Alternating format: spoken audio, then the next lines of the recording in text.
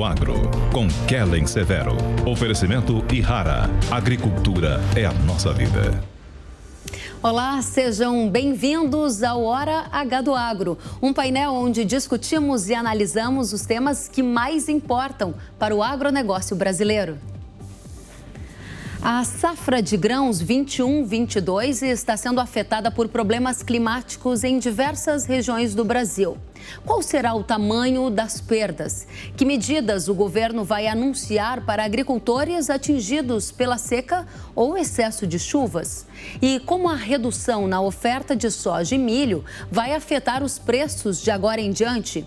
Essas e outras respostas vamos ter a partir de agora com os nossos convidados. Para esta conversa, nós recebemos a ministra da Agricultura, Pecuária e Abastecimento, Tereza Cristina. Seja muito bem-vinda, ministra. Muito obrigada, Kelly. É um prazer estar com você nesse programa, para falar sobre a agricultura brasileira. Infelizmente, sobre um problema aí que estamos passando climáticos, mas muito obrigada.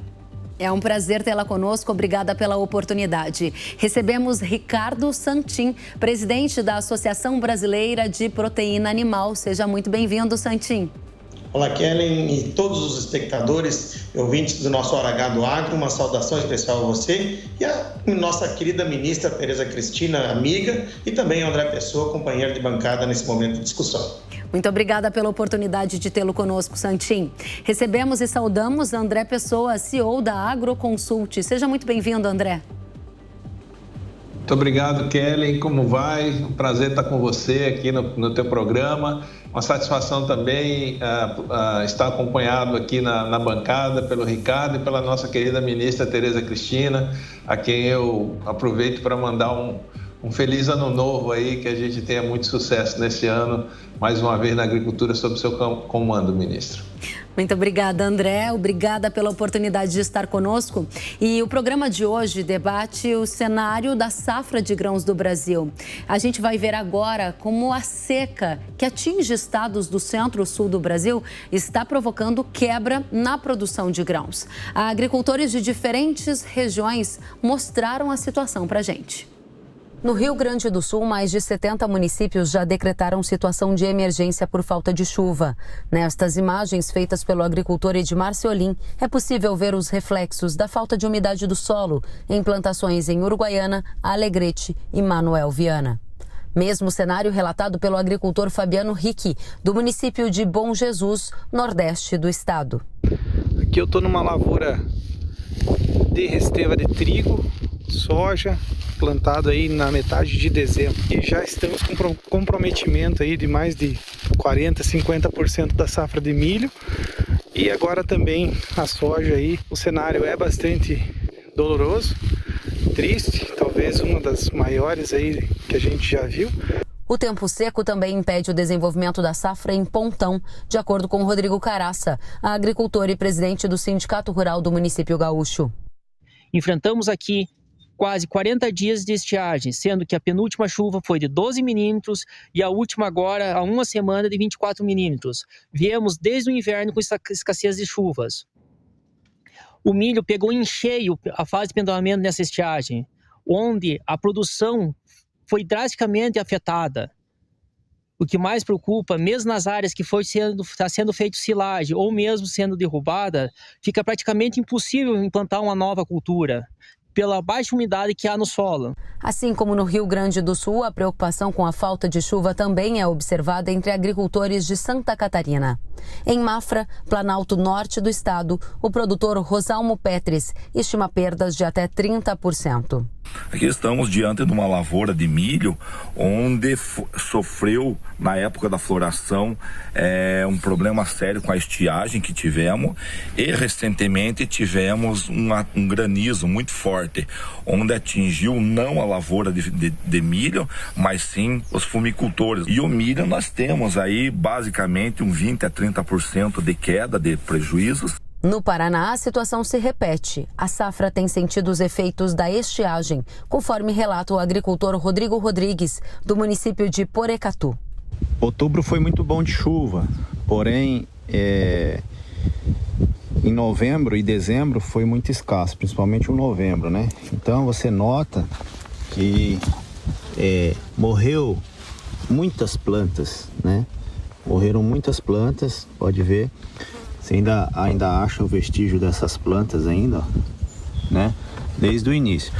Essa soja que está melhor um pouco aqui, ó, são onde tem as curvas de nível que segura a água. E aí, ó, ali embaixo tem outra curva, ó, é onde segura um pouco a água, né? E concentra um pouco mais de água. Então acabou a soja ficando um pouco melhor, né? Mas no geral é isso aqui. Uma situação desafiadora que foi acompanhada de perto pela ministra nesta semana. A senhora ministra visitou lavouras no sul do país e em Mato Grosso do Sul. Como classifica a situação da safra brasileira de grãos? É grave? Olha, Mônica, Kelly, quero cumprimentar aí meus dois colegas de bancada que vão poder nos ajudar muito a esclarecer, né, o que vem acontecendo. Eu estive primeiro no Rio Grande do Sul, em Santo Ângelo, né, e tive com vários prefeitos da região, de onde essa estiagem vem aí ocorrendo e que, infelizmente, no Rio Grande do Sul já é a segunda e, para alguns, a terceira safra consecutiva de perdas. É isso que também nos preocupa muito. Depois fui a Santa Catarina, no oeste de Santa Catarina, fui a Chapecó e recebi ali, conversei com agricultores, com as empresas e também com os prefeitos muito preocupados, né? E tem lugares que a estiagem é tão severa que tem problema de água até para abastecimento, não só das pessoas, mas também dos animais. Então, é preocupante. O Paraná é uma área que nos preocupou sobremaneira, porque lá, ano passado, eles tiveram na safrinha de verão, de inverno, de milho, mas esse ano, lugares que nunca tinha acontecido essa estiagem, há muitos anos não acontecia, estão ocorrendo. Mato Grosso do Sul, o sul e o sudeste do Mato Grosso do Sul também uma estiagem muito severa. Agora, nós não podemos falar que é a safra brasileira, nós estamos falando sobre uma parte, né, uma faixa que sai do Rio Grande do Sul, né, pega um pedaço importante do Rio Grande do Sul, produtor, passa por Santa Catarina, pelo oeste de Santa Catarina, vai ao Paraná e chega ao sul do Mato Grosso do Sul. Então, nós estamos fazendo um trabalho, né, a campo, e eu fui verificar em loco para ver os vários problemas e ver o que é que o governo federal pode ajudar aos estados e municípios para que esses produtores, enfim, possam plantar novamente, e estar aí na produção.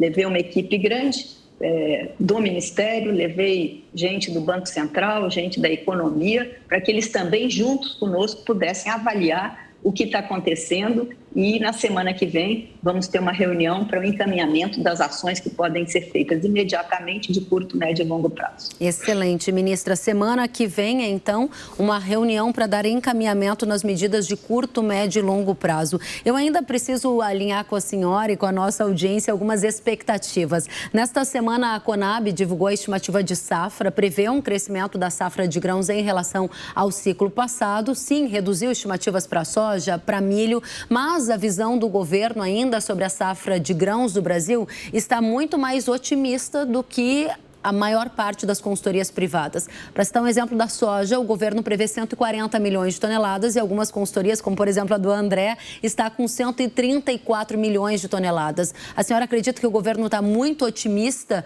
ou as perdas não são tão graves? Não, isso depende da metodologia da semana. A cada dia que passa e que a chuva não chega ou que chega, você tem uma mudança aí daquela situação. Tem perdas que já são irreversíveis. Essas eu acho que na próxima, nós adiantamos inclusive uma semana, a próxima rodada que a Conab irá fazer nessas estimativas, para que a gente vá afinando esses números. Mas isso é muito relativo. No final, nós temos que chegar no número próximo, tanto as consultorias privadas, o USDA, enfim, todas as agências aí mundiais. Nós temos realmente coisas irreversíveis, temos ainda alguma coisa que pode ser recuperado se as chuvas chegarem, mas temos também, principalmente, porque eu quis ver em loco esses 4 estados o mais rápido possível, porque nós temos que tomar algumas ações para saber a safrinha como é que vai ser. A safra brasileira, ela é composta do verão e do inverno. Todo mundo sabe que nós temos aí a maior safra do milho na segunda safra, que é a safrinha de inverno. Então, é isso que a gente foi ver, para que a gente tenha aí, dê aos agricultores a oportunidade deles verem se podem, se vão fazer, como vão fazer a próxima safra. Tem coisa que é irreversível, mas, Kelly, a gente tem que ter muito cuidado nesse momento para não criar uma expectativa maior ou menor do mercado. Nós temos que apurar esses números, ter muita responsabilidade e nós vamos checar, vamos conversar com o André e com outras consultorias que também fazem essas análises, para a gente ter esse número o mais próximo possível e nos ajudarmos nesse momento para que a gente tenha o mercado sabendo o que acontece, com mais concretude e também as ações que nós vamos ter que tomar para essas ações imediatas.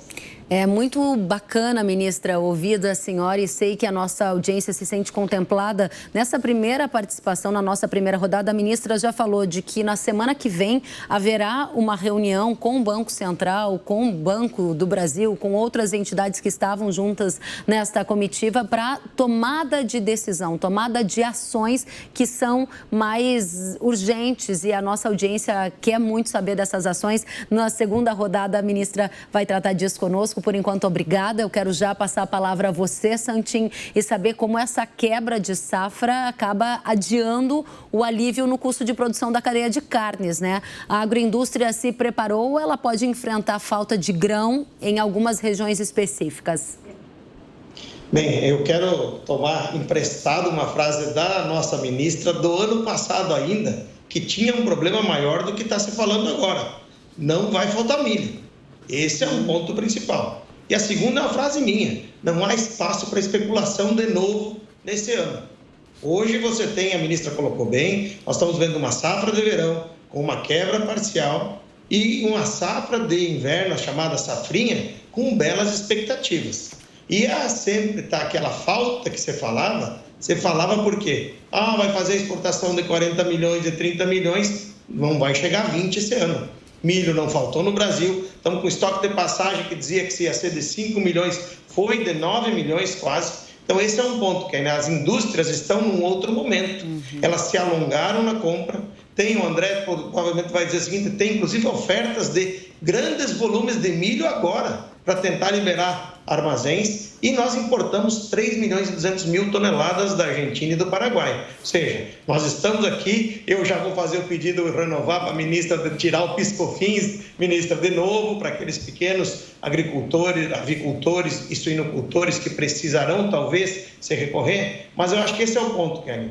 Lógico, vai ficar num patamar elevado. Infelizmente, para a ministra que é governo, a carne não vai baixar de preço, ela vai continuar cara, em alguns casos vai ter que repassar mais ainda, mas não vai ter aquele processo especulativo onde nem o produtor ganhou. Às vezes o dinheiro ficou só no nosso atravessador.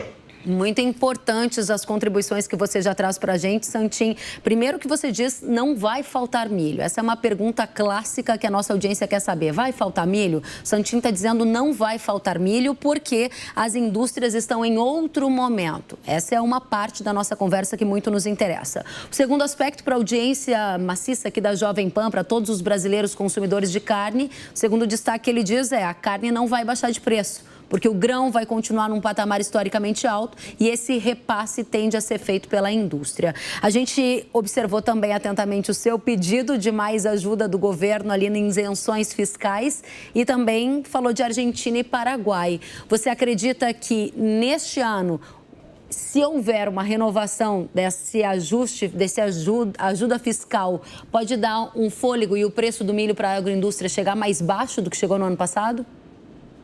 Pode, nós temos que olhar, Kelly, o dólar, inclusive hoje caiu 0,33 de novo, 5,50, depende de como está o dólar, está chegando aqui a menos de 100 o que vem da Argentina, Paraguai está um pouco mais complicado, mas na Argentina há uma pequena quebra, eu não vou falar para quem são os especialistas, a ministra e o André, mas a quebra da Argentina ela é existe uma quebra parcial, mas ela fica mais ou menos na mesma safra que o ano passado. Então, o ambiente total não vai ter aquela safra positiva que a gente esperava, desse um respiro, como você bem falou, para o custo das agroindústrias e pudesse ser repassado ao consumidor final. Pelo contrário, vai ficar em patamares elevados, mas não tem nenhum sentido de você crescer demais. As empresas se alongaram nas compras, os cereais de inverno, ministra, funcionaram muito bem no ano passado e já estão como uma prática das empresas na ração. Então, isso já é um outro ambiente que a gente sabe que vai levar, pelo menos, um equilíbrio em patamar elevado. Muito bem, cereais de inverno, uma pauta bastante defendida pela indústria, então você já traz para a gente essa resposta acontecendo no campo. Obrigada, Santim. André, gostaria de saber de você, a Agroconsult atualizou nesta semana a projeção para a safra de grãos e ela se distanciou bastante das estimativas do governo no caso da soja, pelo menos 6 milhões de toneladas. No caso de milho também está vendo uma situação mais justa. O que está acontecendo no campo, nos campos do Brasil, sob o olhar da Agroconsult? Bom, acho que a ministra já antecipou uma coisa que eu ia dizer, que assim, quando a gente tem uma quebra de safra como essa, provocada por razões climáticas, cada dia faz diferença, né? Cada dia faz diferença na estimativa e eu reputo essas diferenças, não só entre os números privados e o número da Conab, mas entre nós, analistas, né, de safra, as diferenças são decorrentes da metodologia, que nem todas são iguais, mas principalmente do período de avaliação, né? Então, esse relatório da Conab agora, uma parte do levantamento foi feito ainda em dezembro, né? Em algumas regiões. A equipe do Ministério fica vários dias, né, fazendo o levantamento. Então, no início do levantamento, a gente tinha uma situação, no final já tinha outra. E o nosso levantamento aqui da Agroconsult mais recente foi agora, já em 2022, já na semana passada, né? Nós já enviamos as nossas equipes do Rally da Safra para o campo, né? Desde domingo que o time está rodando aí as lavouras. Então, eu atribuo essas diferenças, Kellen, a diferença do período de levantamento. O problema é o mesmo, né? E é grave, né? Nas regiões que foram apontadas. E aí tem uma outra coisa importante que a ministra colocou, e Ricardo também, que é assim, a gente tem que relativizar, primeiro regionalmente e depois sazonalmente, o problema, né? A gente, de fato, tem um problema grande agora com a soja do sul do país, né? A região mais dramática, sem dúvida, é o oeste do Paraná, né? É uma tragédia, né? Felizmente, a gente está tendo esse problema na região que mais tem cobertura de seguro no Brasil, graças aos esforços do governo. A ministra, eu sei que esse tema de seguro é um tema muito caro à gestão da ministra, lutou muito para que a gente tenha os recursos que agora vão ser muito importantes, né? Porque essas regiões são regiões muito cobertas pelo crédito rural convencional e esse crédito está muito associado à questão de seguro.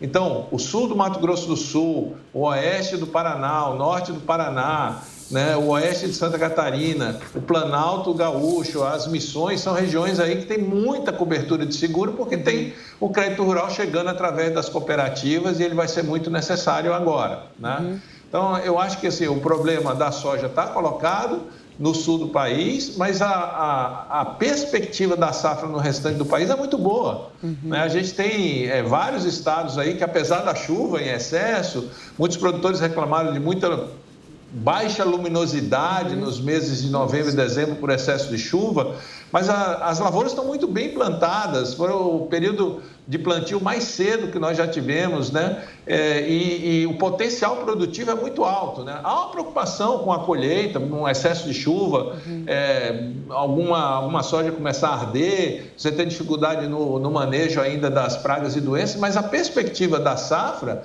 eu diria assim, dado o tamanho do problema que a gente tem no sul do país, colher 134, que é o nosso número atual, ainda é um belo resultado, ainda mais quando se tem perspectiva de que, para esses produtores que não tiveram problema climático, o preço vai compensar a renda, né?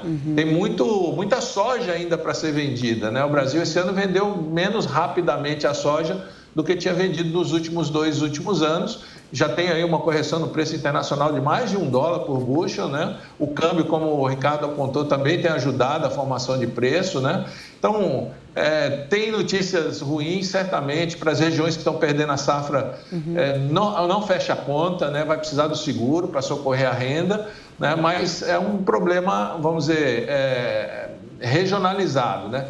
E a outra questão, que é a do milho, de fato, o milho verão, a gente tem perdas importantes. O Rio Grande do Sul é lamentável, é o terceiro ano consecutivo, né? Esse ano vai perder mais de 50% do potencial de safra. É uma região, como o Ricardo bem conhece, é uma região de grande consumo, né? Então era muito importante que se produzisse bem lá. Mas a gente tem que lembrar que tem a safrinha.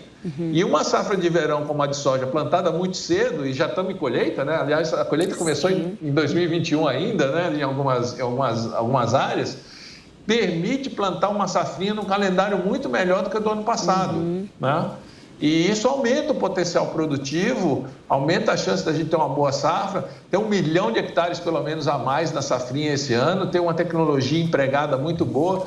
Todo mundo se preocupou se ia faltar o adubo, se ia faltar defensivo.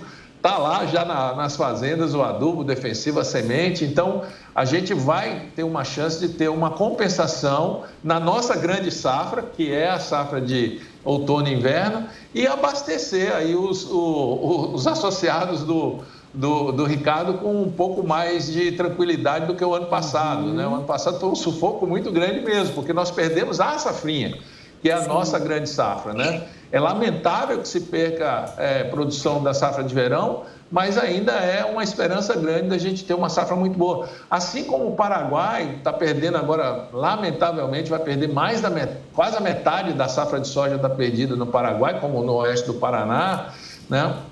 Mas a safrinha é a grande safra de outono e inverno do Paraguai, é o milho que ajuda a nos abastecer, né?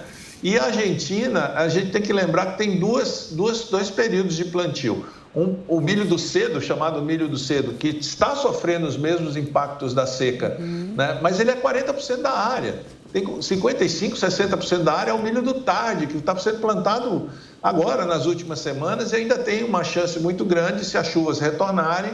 Há uma sinalização de que as chuvas voltam nessa região, né, do Cone Sul agora, a partir da próxima semana, a gente ainda possa ter uma sustentação dos patamares de produção de soja potencial que ainda reside nas lavouras, e um bom desempenho do milho, primeiro da Argentina e mais adiante do milho da segunda safra no Paraguai e no Brasil, né? Então, de fato, as notícias não são tão boas assim, mas a gente tem que relativizar as coisas, né? Não pode ter desespero, né? E não pode ter também, vamos dizer, precipitação ao trabalhar com esses números. Acho que é o que eu tenho dito para a minha equipe que está no campo, é falar, gente, vamos olhar as lavouras, conversar com os produtores, fazer o foco no levantamento e dar um pouco menos de atenção para o barulho que vem de fora, né? Acho que esse é o objetivo e preciso, aí a gente pode ajudar toda a comunidade aí do agronegócio com bons números e boas decisões, né? Muito bem, André. Para a gente fechar a primeira rodada aqui, eu não posso deixar de voltar em duas questões que você mencionou. Primeiro, que você disse que o problema é grande para a soja no sul e que lá em algumas regiões como o oeste do Paraná é uma tragédia, essas foram as suas palavras, e disse ainda que o preço vai compensar a renda em algumas regiões do país, muita soja para ser vendida. E aí a pergunta que eu te faço é, quanto de soja que foi comercializado até agora, isso está abaixo ou acima da média para o período? Está abaixo da média, a gente deve estar próximo de 40% da comercialização aqui no Brasil. É lógico que quando você reduz a safra, esse número sobe, né, um pouquinho estatisticamente. Mas é bem abaixo, né, do que nós tínhamos comercializado percentualmente nas duas últimas safras, onde já estávamos acima de 60%, há 2 anos atrás acima de 70%. Né, comercializado quando a safra começou a ser colhida. Então, agora, isso não resolve o problema de quem está lá no oeste do Paraná. Quem está lá em Cascavel fala, mas eu não vou ter soja para vender esse preço, né? Mas acaba compensando para outros produtores. E aí, pensando mais adiante, isso é um estímulo para um aumento de área, para um aumento de investimento para safras futuras, a uma rentabilidade no ano em que nós estávamos extremamente preocupados, aliás, estamos todos, né, continuamos preocupados com o custo de produção, né, que subiu muito. Então, agora a subida do preço, eu acho que ajuda um pouquinho a atenuar essa pressão de custos que a gente vem sofrendo. E eu não queria, me desculpe me alongar um pouco, Kelly, mas eu queria registrar uma coisa muito importante. O fato da ministra estar em tempo real, presente nas lavouras, né, ouvindo os produtores, ouvindo as indústrias, levando a sua equipe e levando a equipe dos outros ministérios e órgãos do governo que tratam da questão, é um fato a ser comemorado. Exato. Diante de uma situação difícil como essa que a gente está enfrentando, né? A gente tem uma reação imediata. Não só isso, né? Eu tenho certeza que o produtor que está perdendo a sua lavoura, recebendo a ministra na sua região, vendo que ela e seus assessores estão olhando o problema de perto e já marcando reunião para a semana que vem, traz algum alento, né? Não resolve o problema de imediato, mas é um conforto, acho, para os produtores. Então, eu queria parabenizar a ministra pela atitude aí, a sua equipe, né? Pela prontidão com que estão, né, lidando com esse problema. Muito bem destacado, André. De fato, esse timing é apreciado demais pela nossa audiência, que carece de medidas. Está vendo aqui na figura da ministra, inclusive no programa Hora H, trazendo os mais atualizados destaques para a gente. Vamos em frente, porque a nossa audiência quer participar e quer perguntar para a ministra. A gente recebeu perguntas, vamos ver? Olha, a pergunta que veio da audiência, uma delas, ministra, veio do Valcir Pradel. E ele diz: qual medida a ministra vai adotar para amparar os produtores atingidos pela seca? Ministra, eu imagino que no seu radar já estejam algumas medidas prioritárias para essa reunião da semana que vem. Foco está em quais ações? Bom, primeiro, pedir para que as seguradoras, e já fizemos isso, para que as seguradoras façam as vistorias das lavouras o mais rapidamente possível.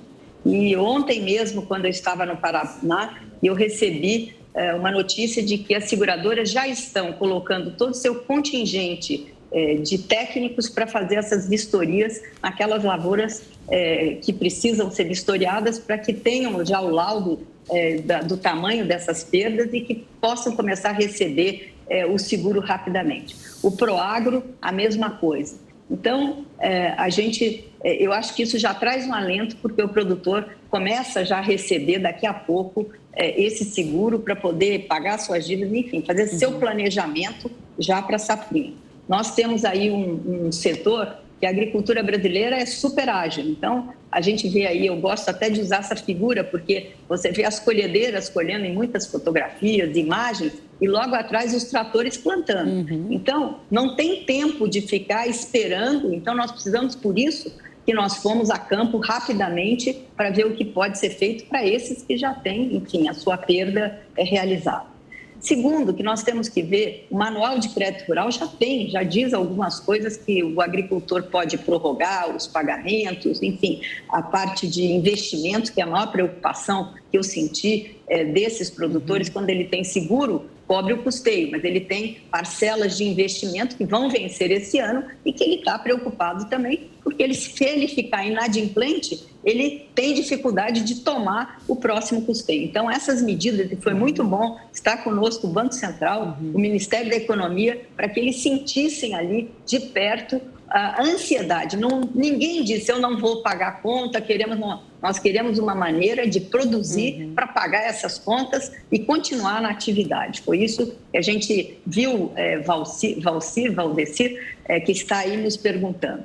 A outra coisa que nós estamos pensando são casos mais especiais, que são pessoas que já têm 3 safras consecutivas, perderam na safra de verão passada, perderam na safrinha e perderam agora nessa safra de verão. Então, essas pessoas nós temos que... Aí vai ser uma coisa mais complicada, mas nós estamos pensando como é que nós podemos fazer. Levei o Banco do Brasil também junto conosco. O Banco do Brasil tem 65% da carteira agrícola do Brasil, de todos os financiamentos brasileiros. Então, estava lá também um diretor de agro do Banco do Brasil para sentir de perto o que é que podia ser feito. Na segunda-feira, nós fazemos essa primeira reunião e aí vamos ver as ações que podem ser tomadas, né, para encaminhar o mais rapidamente possível para essas regiões as ações que o governo federal, não só o governo federal, os governos estaduais muitos decretaram emergência hídrica, né? Então, vê aí os municípios que a gente tem que trabalhar.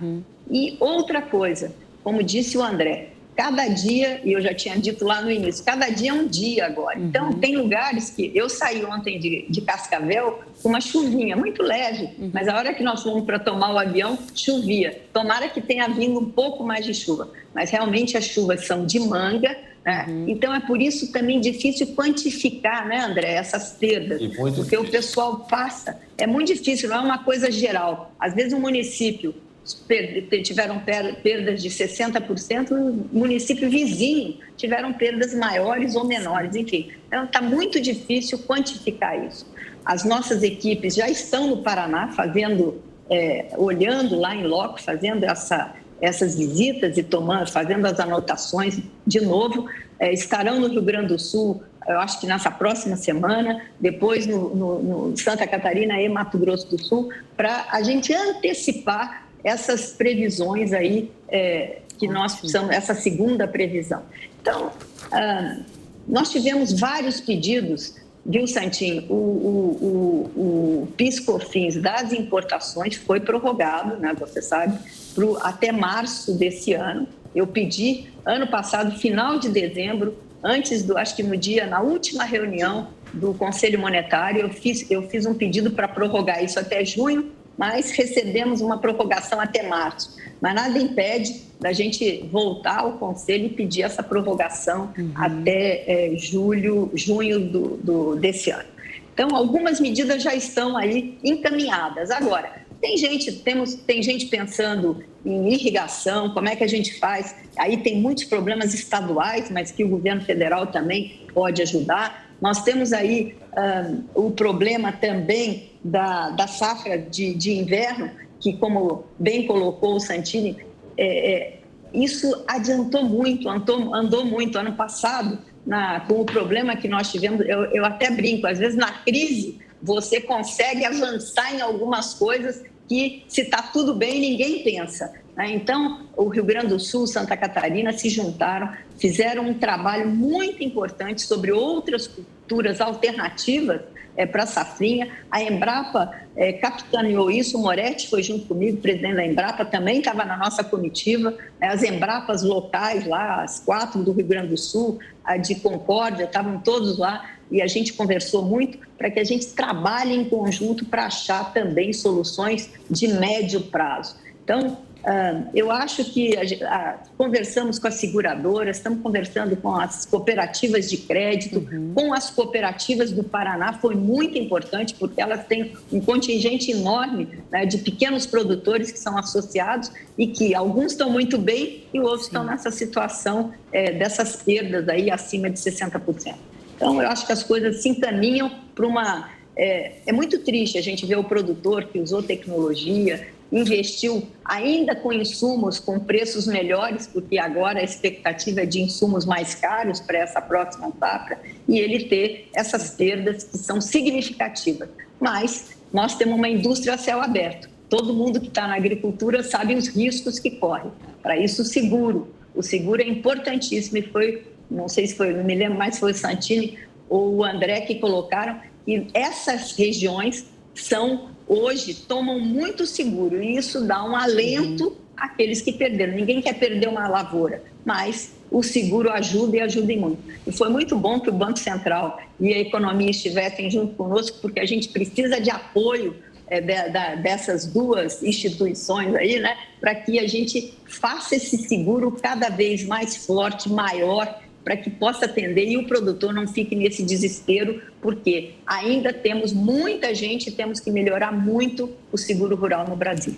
A senhora acredita que até final de janeiro a gente pode ver medidas no sentido de agricultores terem prorrogação do prazo para pagamento de dívidas e crédito adicional para aqueles produtores em cidades que decretaram situação de emergência? Essas são duas medidas que a gente pode considerar prioritária e se você acredita que até final de janeiro elas já devem estar endereçadas? A prorrogação normal, dependendo da situação de cada um, é claro, por isso que não dá para ser uma medida geral, estendida a todos. porque tem várias situações de cada um, né, e dessas perdas. Mas aqueles que estão numa situação de prorrogação já podem ir ao banco. Se tem seguro, tem que acionar o seguro.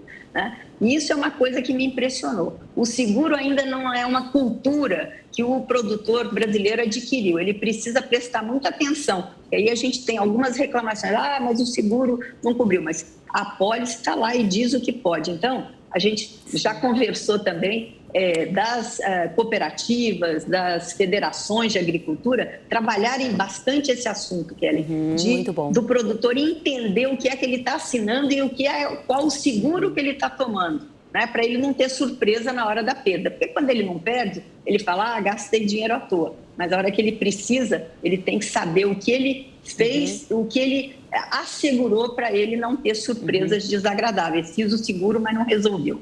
Então, isso foi uma das lições que a gente teve aí nesses 2 dias e meio de conversas por esses 4 estados. E a outra coisa é que essas ações, sejam elas, se a gente puder tomar ou não, nós vamos dar a resposta. Isso é possível, isso não é possível. Então, pelo menos para eles terem a previsibilidade bem rapidamente do que é que eles podem fazer para ter o seu planejamento da safrinha, para ele tomar a sua decisão, se planta, se não planta, e o que vai plantar, enfim. É isso que nós queremos fazer, uma resposta rápida. Olha, isso pode, isso não vai dar para fazer, temos que estudar mais, mas ter aí uma absoluta clareza do que nós podemos para que ele possa se programar. Muito bem, muito obrigada, ministra, pelos esclarecimentos. Deixo aqui o espaço aberto se André ou Santin quiserem fazer alguma questão adicional, senão a gente se despede da ministra e continua com o nosso painel. André ou Santin, gostaria? Eu queria fazer uma rápida menção a um outro avanço que a ministra Tereza Cristina está promovendo na questão de seguro, que é a ideia do seguro paramétrico, né? Junto com o IMET, né? Isso dá uma agilidade tremenda, porque, na verdade, você segura uma quantidade de chuva ou um outro parâmetro, né, climático e não precisa passar por esse processo da verificação do sinistro, de fazer lá a visita a campo e aí o produtor, às vezes, fica esperando dias ali para poder ter sua lavoura liberada para plantar a próxima lavoura, né? Simplifica muito. Agiliza muito o processo, barateia, né, o processo de seguro, e é uma iniciativa que a senhora tem tomado junto com os técnicos lá do IMET e a sua equipe, que eu acho que também é uma inovação aí revolucionária aí para o seguro no Brasil. Eu acho que, se a senhora quiser comentar, mas eu queria lhe parabenizar também por essa iniciativa. Obrigada, André. Muito obrigado, por ter lembrado. Kelly, desculpe, mas obrigado, André, por ter lembrado. Poucas pessoas ainda conhecem, é aquilo que eu falei, nós precisamos agora trabalhar o produtor para ele conhecer seguro, né? Seguro tão importante para esses tempos que a gente vem vivendo aí de mudanças climáticas. E o seguro paramétrico, é verdade, nós começamos, ele já existe há muito tempo, mas a gente fez aí o IMET, uma parceria, e vem dando muito certo, e é verdade, ele facilita, ele barateia, mas o produtor rural precisa entender e conhecer melhor para que ele possa tomar esse tipo de seguro também, que já está aí à disposição dele. Muito bem, Santin? Eu é só fazer um agradecimento especial pela boa notícia que a ministra me deu, do PiscoFins, que ela está trabalhando, e simplesmente fazer um reconhecimento do trabalho, André, que é dessa gigante do nosso agronegócio. Aqui no Brasil, no mundo, quando estamos junto com a ministra Tereza Cristina, tem tranquilidade. Uma pessoa que cuida desde o nosso produtor até o nosso consumidor, que ela fica me cobrando, me puxando a orelha para não fazer o frango ficar mais caro, para dar comida para o povo, mas a gente sabe, então é agradecer acima de tudo, ministra. É mais uma dificuldade, estamos aí com dificuldade de exportar container, operação padrão, seca, mas no fim das contas, com o seu comando, nós temos confiança de que a gente vai chegar num lugar bom. Então, obrigado e um feliz 2022 pela sua atuação.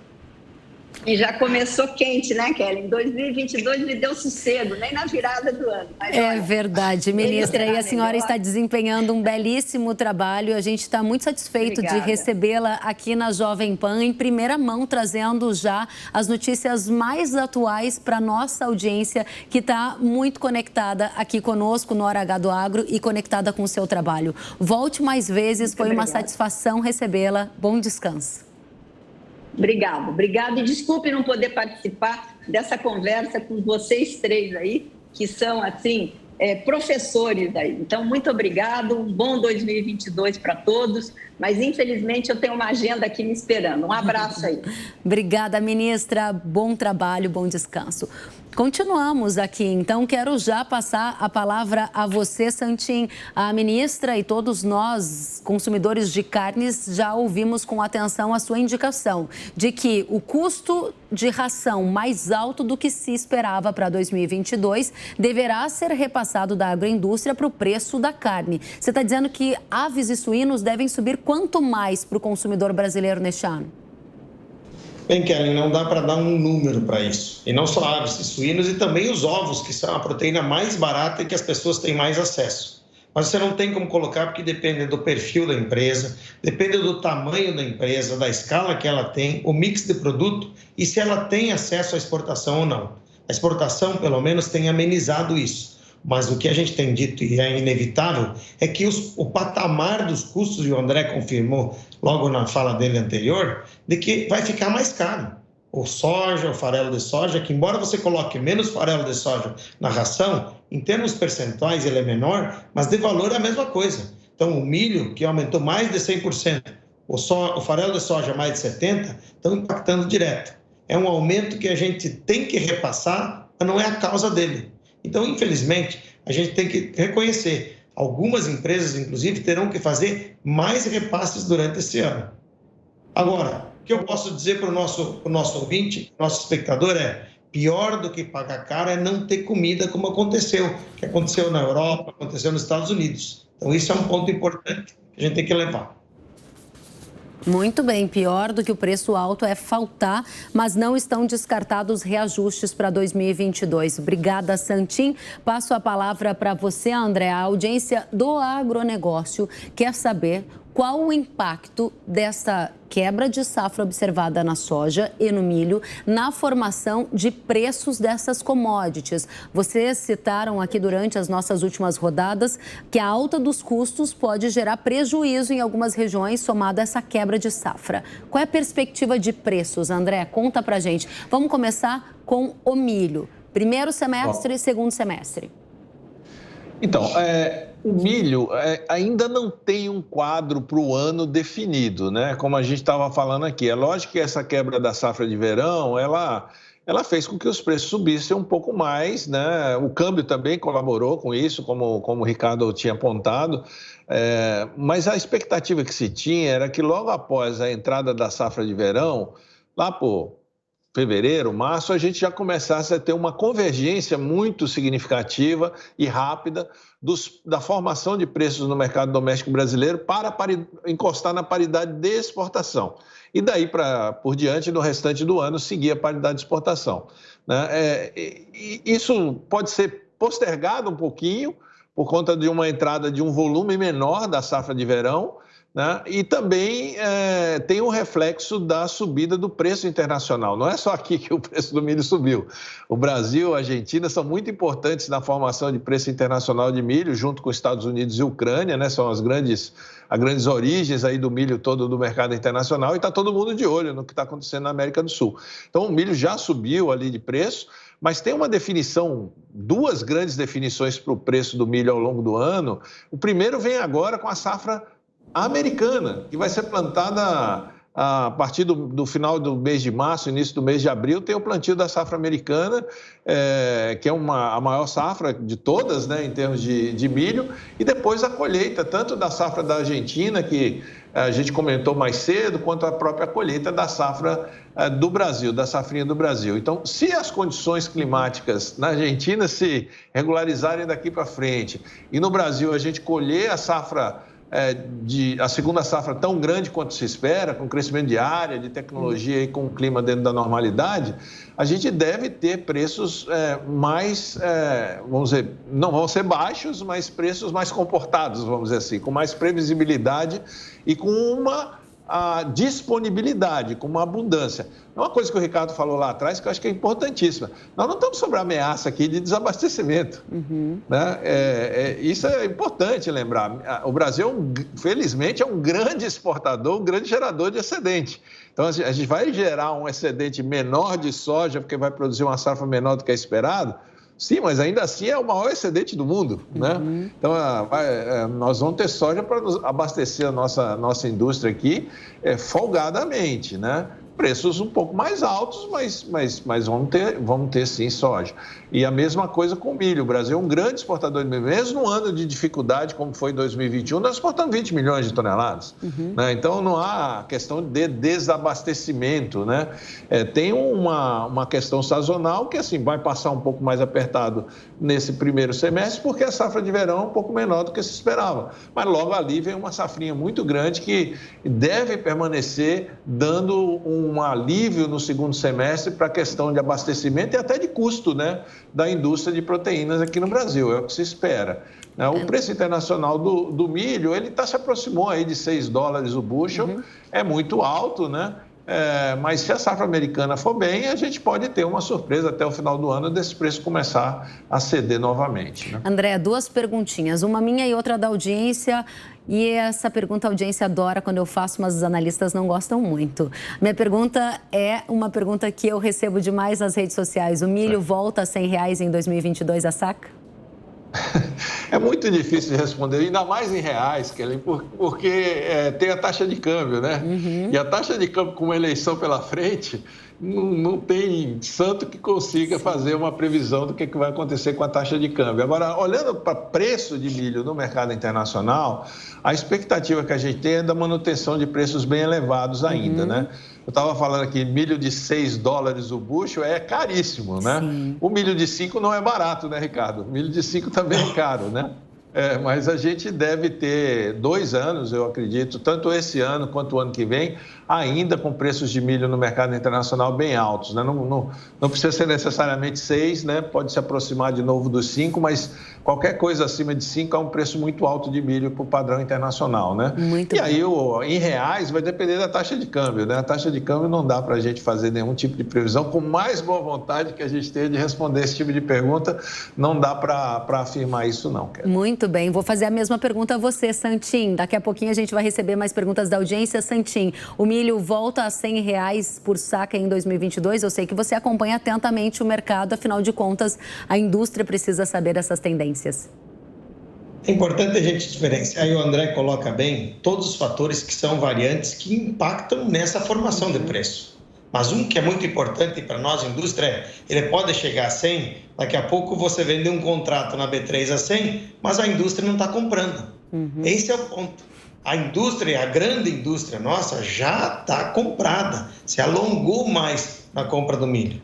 Isso foi uma lição que nós aprendemos no ano passado e que dá mais estabilidade. Nós, inclusive, somos muito próximos da Abramilho, da ProSoja, para ter isso, para cada vez estar mais juntos da cadeia. Não dá para viver sem o produtor de milho, sem o produtor de soja. Então, eu não acho que vai chegar a 100.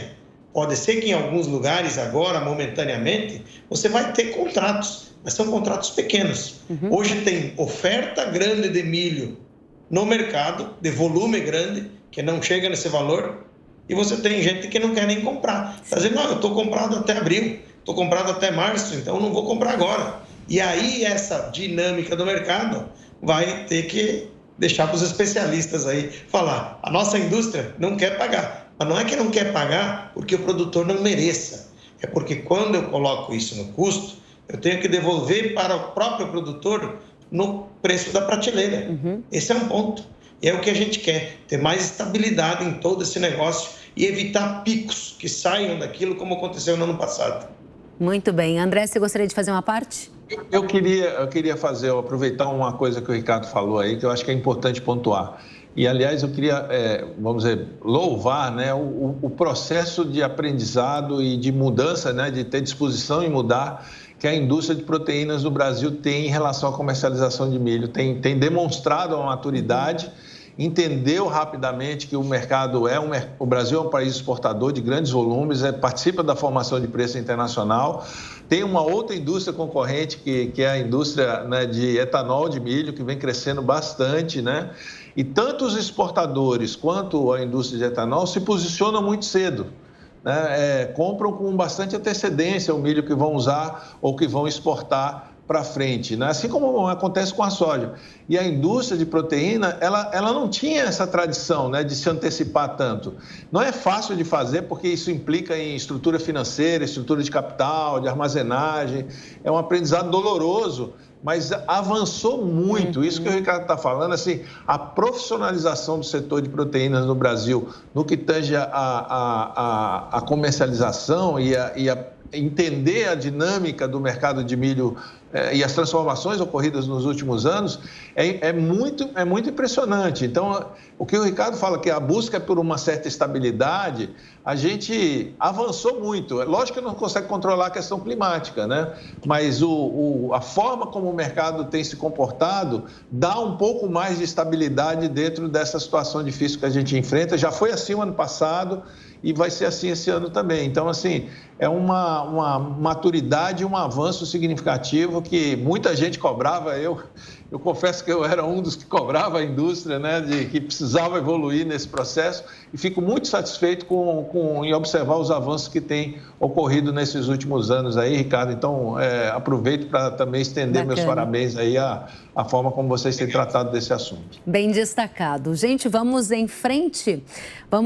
Porque o Brasil é um país de dimensão continental. Enquanto algumas regiões sofrem com seca, outras esperam uma colheita farta. A gente vai ver agora alguns relatos de agricultores em áreas do Sudeste, Centro-Oeste e Matopiba, aquela região que abrange Maranhão, Tocantins, Piauí e Bahia. Olha só.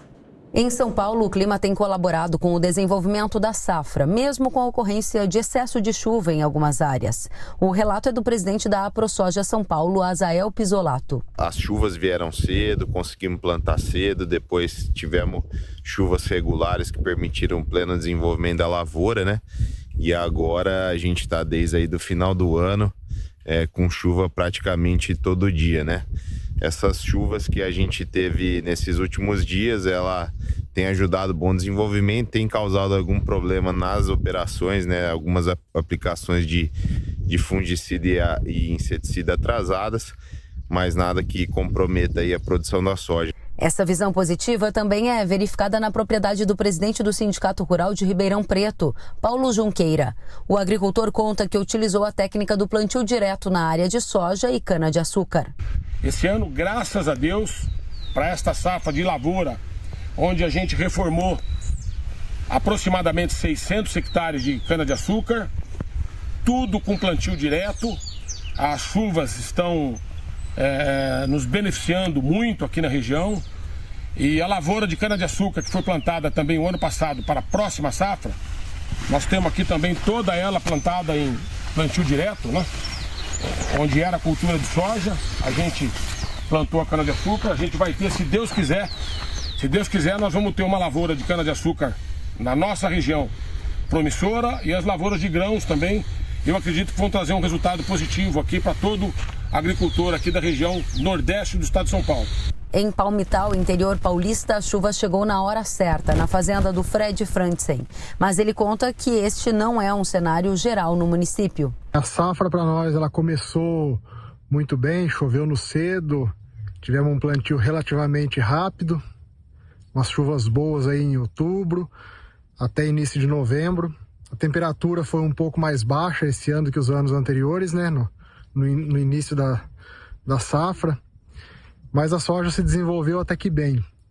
Teve sim um período de veranico aí que acabou atrasando um pouco mais a soja e dando assim alguma quebra. Ela vai ser consolidada essa quebra dentro do município. No Centro-Oeste, temos as imagens das lavouras em Silvânia. Segundo o relato da agricultora Amanda Meirelles, as plantações estão se desenvolvendo bem. E enquanto as lavouras crescem em Goiás, no estado vizinho, Mato Grosso, a colheita está ganhando ritmo aos poucos. Muitos produtores devem iniciar os trabalhos nos próximos dias, como é o caso do Paulo Zen, agricultor e presidente do Sindicato Rural de Nova Mutum, no norte do estado. Estou aqui numa lavoura dessecada que acredito que nos próximos 3 a 3 dias entra as máquinas. Está hoje aí com 3% que começou a colher, se tiver esse número todo ainda. Mas enfim, estamos confiantes e que vamos ter uma boa safra e vamos conseguir almejar o nosso final aí, que é recolher todo esse grão do campo com o mínimo de prejuízo e percas.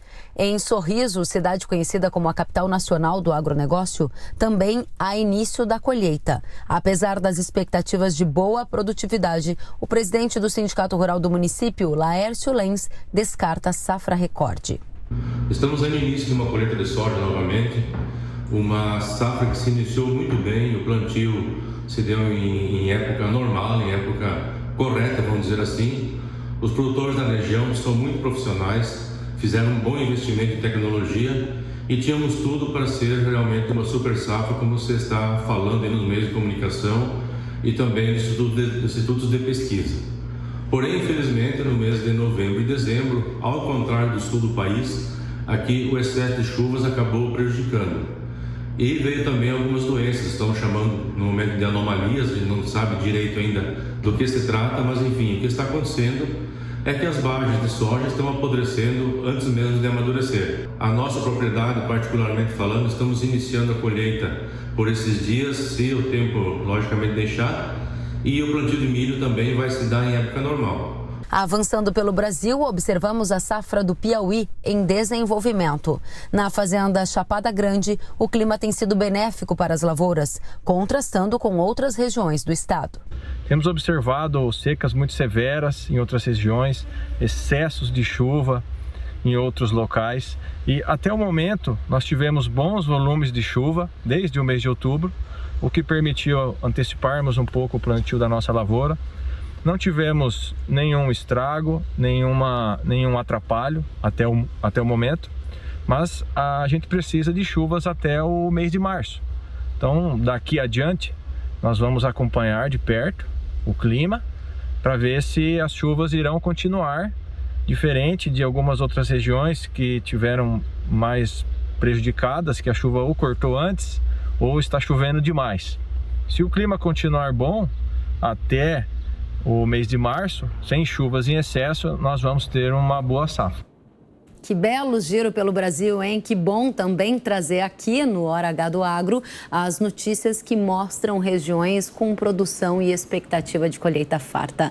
Nosso programa passou tão rapidamente que eu quero avisar você, André, você, Santin, que vocês têm 30 segundos cada um. É isso mesmo, e eu, como jornalista, não posso deixar de fazer uma última pergunta. Para sua consideração final, Ricardo Santin, peste suína africana nas Américas aumenta o risco sobre as cadeias de carne. A sua previsão para 2022, em breves palavras.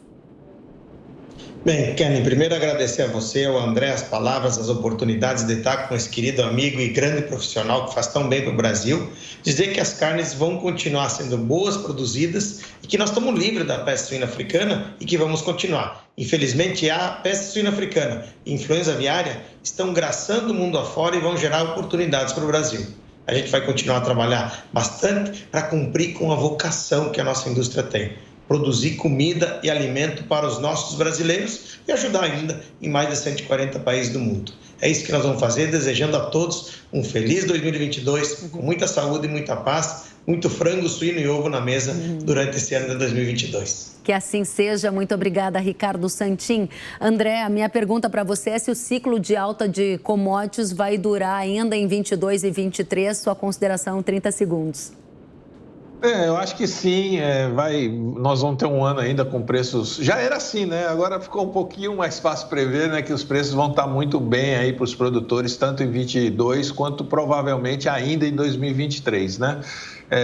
Felizmente nós temos regiões aí do país colhendo muito bem, como vocês acabaram de mostrar aí, nos cerrados a coisa está indo bem, um ou outro probleminha de excesso de chuva, falta de luz e tal, mas de uma forma geral as lavouras vão produzir muito bem e isso é muito importante para o país, para a gente continuar nessa trajetória aí que Ricardo apontou, né, de abastecer não só a população brasileira, mas abastecer o mundo aí com o que é produzido aqui no Brasil, né? Eu aproveito para saudar também mais uma vez aí o Ricardo, um grande abraço, um amigo aí que tem feito um trabalho fantástico na proteína animal brasileira, né? E aproveitar e também saudar você, Kelly, pelo trabalho e pelo programa, né?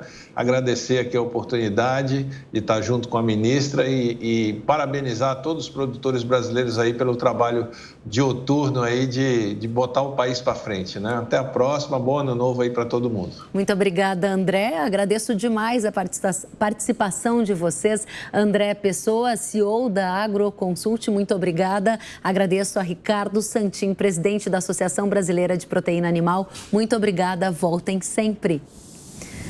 O Hora H do Agro de hoje fica por aqui. Nós nos vemos na próxima semana. Até lá.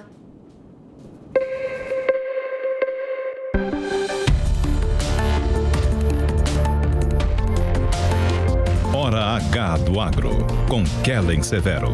Oferecimento Ihara. Agricultura é a nossa vida.